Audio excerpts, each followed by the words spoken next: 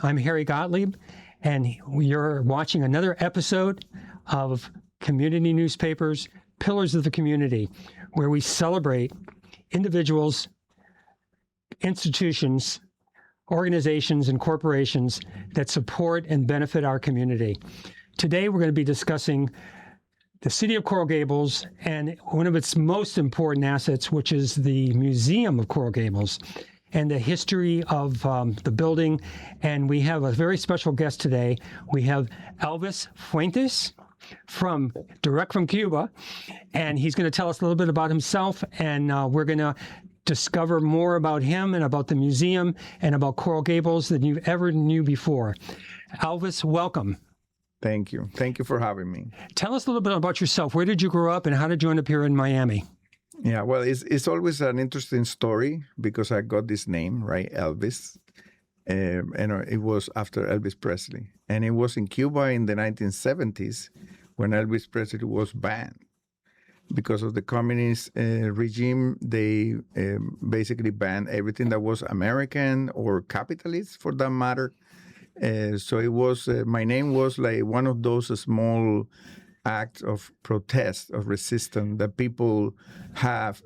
Parents were not given a lot of liberties or spaces for freedom of expression, but you got the name of your child. That's something that the government never took from parents.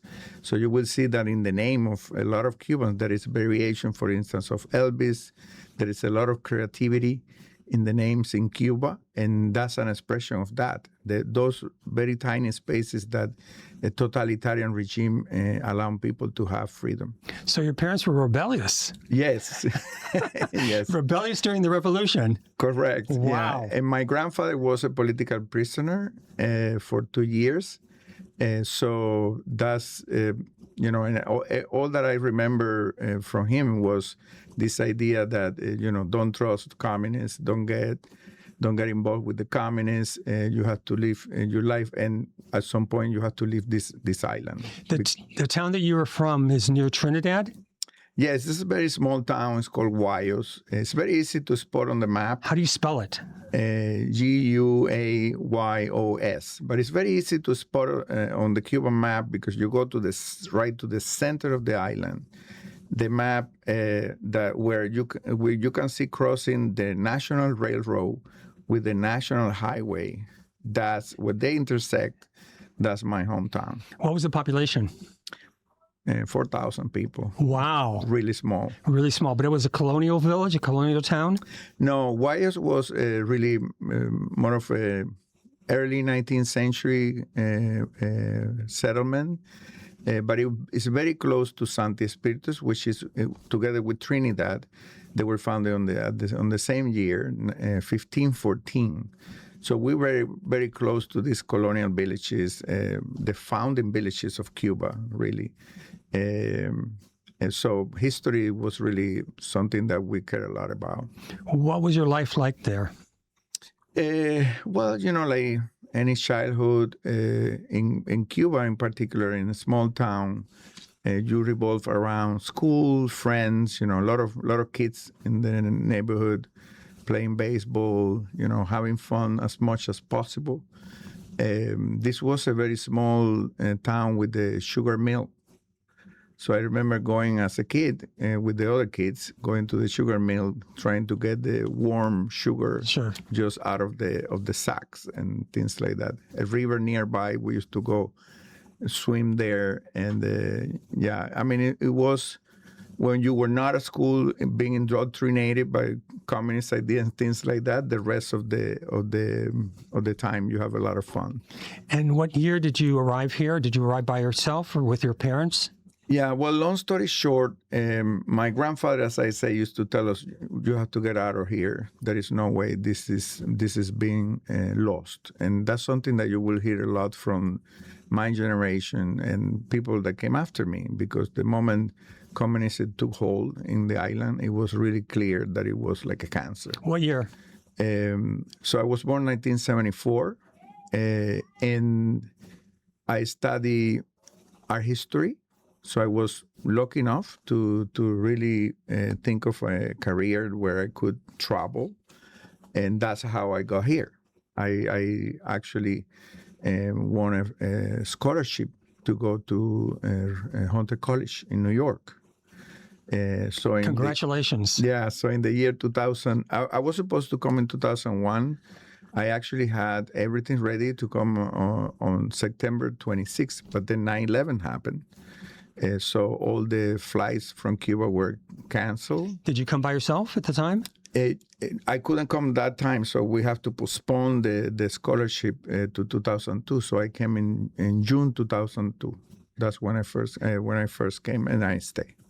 Did you have family here in the country, or not at all? We have, extended family. We have some cousins, with second cousins, things like that, but not very close family. And how are your language skills? Well, not great. Not great. Although in Cuba, people study English in Cuba, of course, and especially during the 90s. When there was a lot of tourism development, there was, that sort of practical English that you needed to learn to interact with tourists from Europe, not so much from the U.S., but from Europe, from Canada. And there were a lot of tourists going to Cuba. And I used to work in the cultural sector. So sometimes we had to, we would do tours, things like that, so we had to learn the English. But of course, it was very basic. I realized when I first came here that I couldn't understand much of what people were saying. So you studied art history, or you decided you wanted to be a curator? Well, it's a long story. I was in the Army, which in Cuba is mandatory. Oh, I was not aware of that. Yeah, so it was 2 years in the Army. My mother, of course, said you were 2 years in prison, which is true, because you don't want to be there, but you have no choice. Otherwise, you get actual jail time. Did you just serve on the island, or did you have to go to Angola? No. Angola had passed already, so I served on the island. I was actually privileged in a sense because, I was very good at math and things like that. And so I was given a position as in charge of like a warehouse, doing inventory and things like that, which came very handy when I first came here. And I worked with the family that had a business, and so I was able to help them. But I was in the Army. My brother, I have two brothers, older than me, and the eldest one had just finished school, and he had studied computer engineering. And I wanted to study something similar. It was called telecommunications. So it was all about satellites and things like that. I was very interested in science and technology. And he told me, why are you going to study that? Like, I just finished university now, and I don't know what I'm going to do with my life. There is no computers in Cuba. Mm. And that's a very strange thing that happened with Cuban education. They basically teach you to aspire to really the best, in technology and everything. But then the government doesn't offer, they cannot offer anything. They don't have any resources or anything. So, of course, people get very frustrated immediately. And that's sort of like a spiral. So how did you get interested in the arts? Were you an artist, or you just loved art studio? You just loved art history? Yeah, I used to read a lot. So my brother, I gave him a task. I was in the Army. I couldn't get out. Which was, sometimes you will be 9 months, 10 months without visiting family. But he was in Havana, and he was studying Havana. So he came to visit me, and he told me that you shouldn't study that. There's no jobs. So I asked him to do a little research. What can I study to get out of here, to get out of the country? And then he did a research, and he came with several choices, one of which was journalism. Huh. Journalism, because journalists can travel, sometimes representing, they will have to cover some news, etc. But of course, that would mean that you have to be very, very much of a propagandist. And of course, we didn't like that in the family. The other choice was something it's something called art history. It's people that work with artists, organize cultural events, and sometimes, if they get lucky, they travel. So that's why I decided to study history. He didn't recommend you become a baseball player? No, no, we were very bad. So let's move on a few years. So you end up studying, you end up getting your degree or maybe master's degree in art and history. And then how did you become aware of this opportunity here in Coral Gables? Well, fast forward, like when I studied art history, my focus was on artists living in New York. It was very clear that I wanted to live in New York, right? So that's why I applied to a scholarship later on, and I got this scholarship. So I ended up in New York as I wanted. From there, I worked for 2 years in Puerto Rico, and then I went back to New York. And when I was in New York, working at the Zimmerly Art Museum, the pandemic hit, and my wife and I are married, have 2 daughters from the first marriage, and I just had a little one from a second marriage during the pandemic. Yeah, Congratulations. he's now 5. Oh my gosh! But at the time, he had just, he was newborn, and my parents, who live here in Palm Beach, told me, how are we gonna see them? Please move to Florida, so we can see our grandchild. So I discussed that with my wife, and we decided, okay, let's see if we can find a job in Coral Gables, in Miami, really. And I learned about this opportunity in Coral Gables, so it was really interesting to me because it was a civic art museum related to history. So it was a lot of the things that interest me. And that's how I applied, and then I got the job. Was Christina there at the time, or had she just recently left? No, she was not there. They have the directors before me was John Allen, who unfortunately passed away a little bit after he left the museum. I was hired in March 2022. So the building is historic. It used to be Yes. the firehouse, correct? Correct. And it was repurposed to be the museum. And you've explored every corner of it. Yes, pretty much. So it's all police and fire stations. So it's what in Coral Gables is known as the safety building or municipal building. So it was not just police and fire station. It was also the courtroom and jail. So we have a very interesting, a lot of history, of course. There is even stories of ghosts and things like that in the building. So for those that are not aware, it's on the corner of Salcedo at Aragon Avenue. Conveniently located across the street from the movie theater. Yeah. Coral Gables Art House Movie Theater, which is the only movie theater I go to. And then it's next door to Books and Books. With that gorgeous courtyard, Spanish courtyard patio with food and wine and great books. And every night there's a lecture, different author. It's just a wonderful place to go. I mean, if you only go to one place in Coral Gables on the weekend especially, you've got the museum, you've got the movie theater, you've got Books and Books with live entertainment, I think, on Friday and Saturday night with different people like Bruce Turkel, which is a friend of mine. And you've got Raul, who's the bartender of Books and Books. And you've got all these wonderful authors that come there. Even if you don't know who they are, you come and listen to the authors. And it's just a wonderful experience. So tell me about some of the events that you've had in the past and some that you have scheduled for the future. Yeah, well, both Books and Books and the cinema are very close to us. We partner all the time. We actually cross-promote many of the programs that we do. Of course, a museum is very different from a bookstore or a cinema.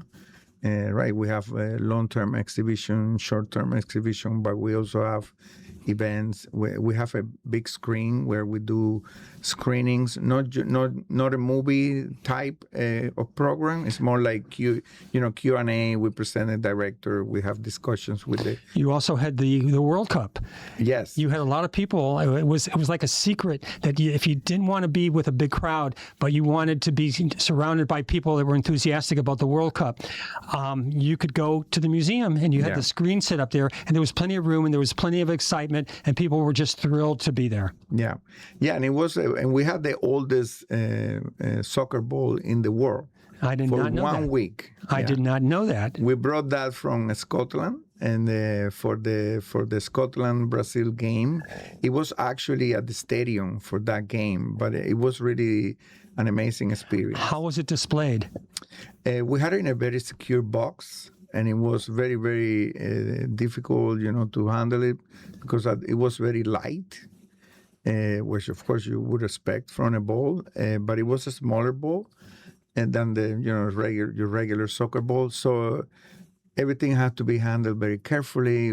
It had a courier, someone that accompanied the ball at all times. Did people know it was there? Was there a line of people to go there? Because I had not heard anything about this. It was only for 1 week, but we have a lot of visitors because it got a lot of exposure. It was on CNN, NBC, even like the BBC did a story on that.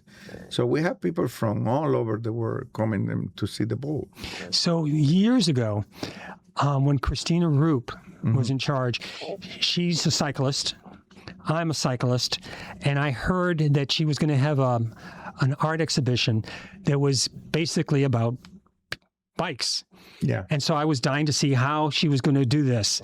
So I went to it, and there was local artists contributed their artwork. Some were sculptures, some were paintings about their love of bikes. And some of the stuff was very, very creative. And I will never forget, there was one young lady who took gears from the bicycles, the back gears and the front gears, and the chains, and she made a helmet out of this, and I still have a picture of it on my phone. And it was just breathtakingly beautiful. And it was so clever how she took these gears and she soldered them together or welded them together, and she made this beautiful sculpture out of it that I would think that anybody that rode a bike would be proud to have in their house. But when you and I met a few months ago, you told me about an exhibition that was coming up about the highwaymen. And I happen to love the highwaymen. And so I couldn't wait to go there. But I hadn't heard anything about this. I hadn't seen any advertising about this. I hadn't seen anything in social media about this. You told me about it. So I made an appointment. I made a reservation. I went there. And the exhibition was wonderful. And I know about the highwaymen art because they have a museum in Fort Pierce. Yeah. The Backus Museum. And I have friends that collect highwayman art. And you and I spoke earlier about Bob Graham and Adele Graham. What I didn't tell you is that Adele Graham has paintings of the highwaymen of Bacchus. And when I told her that you had this exhibit months ago, I wrote to her and I took pictures of the exhibition that you had. And you had the curator from the museum that spoke very eloquently about the highwayman art. And I told her about this, and she asked me to get in touch with him to find out if he could recommend any place to purchase a Bacchus. She wanted an official Bacchus. I don't know if I put her in touch with him. I don't know if they ever followed through with it, but she was very interested. But all this happened because of you, because you told me that you were going to have this exhibition.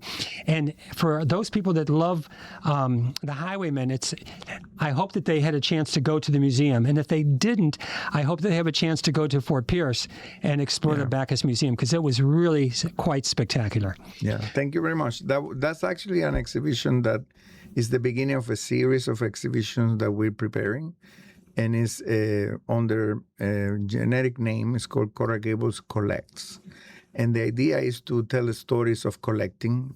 People that have love of art, history, any kind of stuff, and has accrue important collections in Coral Gables. And in many cases, people don't even know. You could be living next door to a collector of music instruments or to an art collector, and you really don't know because, of course, it's a private home. So the idea with this series of exhibitions, of which we are preparing several, for the next few years, is to convince the collectors to be able for a short period of time to make this available, accessible to the community. And I think that's something that one of the roles that is very important for museums to have, because it's, of course, you're giving value to the experiences that you offer at the museum, but you also highlight the sophistication in many cases that many people are not aware of. The people that live that make up our communities are really very cultured, sophisticated people that has taken the time and resources and spend the resources on building up these collections, and some are quite amazing. So I suggest that you do some kind of a marketing campaign to let people know about this so that they can reach out to you and let you know about their collection to see if it's worthy enough for this exhibition. Yeah. I remember we spoke earlier of Arvamore Parks, and I remember visiting her house on several occasions when she would have politicians come over and talk about meet and greet and funding and things like that. And she had a collection of I think they were plates, if I'm not mistaken. I think there were antique plates or antique kitchen appliances or something, but she had an entire wall of this. And I'm guessing that her family must have this somewhere because it was too valuable to be left somewhere. I mean, they must have saved this because it was really quite amazing. And it took years to accumulate this artwork. So what's next? What's coming up in the future? Well, we have several exhibitions. We're still in the season where we're celebrating America 250. So our two next exhibitions is a photo contest where anyone can participate. If you have taken a picture, the only requirement is that the picture has been taken in Coral Gables. But if you want to participate, there are different themes, and the photo contest is open for another 2 weeks. So you can still look it up. Go to our website, coralgablesmuseum.org, and you will see there information about this photo contest. And what's the theme? The theme is America 250. So it's really about patriotism, how you see America, how you interpret being an American. And also the World Cup, is that involved in it? And also the World Cup, yes, which of course was a very interesting moment for the city. So we're highlighting in the seasons all throughout our programming, we're highlighting the most important events, things that are impacting also the community. So, for instance, last night, we had at the museum the visit of Luis Manuel Otero Alcantara, who is a Cuban-American artist who just arrived in America with the humanitarian visa. He after spending 5 years in prison in Cuba. As a political activist. So he was a political prisoner. He's now here, forcibly exiled by the Cuban government. And we're preparing an exhibition of the work that he did in prison. And we're going to show that in our jail. Remember, the museum had all jails. Yes. We're going to be showing that in December. And another exhibition that a very important program that we have is actually in collaboration with the Florida Department of State and the Abraham Foundation, and is in celebration of awareness for blindness in October. So we're going to be hosting an exhibition also dedicated to America 250 and the World Cup, organized by Miami Lighthouse for the Blind. So I must say that a few weeks ago we interviewed Miami Lighthouse for the Blind, and that was wonderful. And there was a young man here that teaches how to use Braille and everything. And Commissioner Gilbert, Dade County Commissioner Gilbert, I met him at Casa Cuba, one of the Casa Cuba events that community newspaper puts together. And I met Gilbert. I'd met Gilbert before, but I saw him there, and I asked him to give me one of his cards so we can get in touch. And he introduced me to one of his associates, his spokesperson, and he gave me a card, and the card had Braille on the card. I've never seen this before. which was a great idea because the blind need to be a part of the community as well and get involved. So I'd like to make a little shout out for the Lowe's Art Museum at the University of Miami. We had them here a month or so ago, and Tola was our guest, and she told us about the museum, and I took a tour of the museum before doing the interview. And I'm walking around the museum, and there's some wonderful art at the museum. Have you been there recently? Of course, yeah. It's an amazing museum. And I'm walking around, and I'm seeing all this contemporary art, and I'm seeing all this classic art, and I saw the icons that were there, and then all of a sudden I saw an art by Wilfredo Lam, who's one of the great Cuban artists. They compare him to Picasso, and it was just wonderful just to see one of them. And then I look, and there's another one, and then I look, and there's another one. There must have been 4 or 6 of them there. It was amazing. I suggest if anybody likes Wilfredo Lam or they like Picasso, they should definitely go see this art at the museum. Yeah. So we're going to be wrapping up very soon. What can people do to get involved with the museum as far as contributing, as far as funding, as far as volunteering? Yeah, well, we have a new membership program. So I invite everybody to visit our website, coralgablesmuseum.org. There you can explore all the events that we have. We have a calendar. You can subscribe to our newsletter and make sure that you receive a monthly list of things happening at the museum. And we also have, of course, a volunteer program, internships. So there's a lot of opportunities for people to get involved. And it's really, you will be very, very, I was excited with all the programming that we have. Every week, we do several programs. Every month, we have a very interesting and very special guest. And just to get, to know these people is really an extraordinary experience. And working alongside the staff, which is a very hardworking staff. And I'm really proud of being leading this museum, and I invite you all to be part of it. So in conclusion, we want to thank everybody for tuning in. We want to thank the Miller brothers for allowing us to have this opportunity to share with you. And we want to thank Elvis for being here and his staff that helped us arrange this. We want to remind everybody to please participate in your community, get involved, go to commission meetings, speak out, listen to what's going on, find out about transportation, find out about zoning, find out about traffic, find out about the homeless. Get involved, be a part of your community. Just remember, it's not, how do we say it? What do we say?